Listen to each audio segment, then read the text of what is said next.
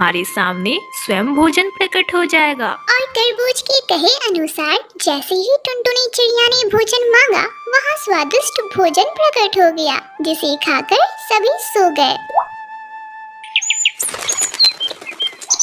जादुई तरबूज, आपका बहुत बहुत शुक्रिया कि आपने उस भारी बारिश में मेरी मदद की। अब हम यहाँ से जाते हैं, हम अपना घर स्वयं बना लेंगे। जादुई तरबूज का धन्यवाद कर टुनटुनी चिड़िया अपनी बेटियों को अपने साथ लेकर दूसरे जंगल जाती है और वहाँ से लकड़ियाँ इकट्ठा कर अपने पेड़ पर एक नया घोंसला बनाती है और उसी घोंसले में अपनी बेटियों के साथ खुशी खुशी रहने लगती है और वह जादुई तरबूज फिर से खेत के अंदर समा जाता है।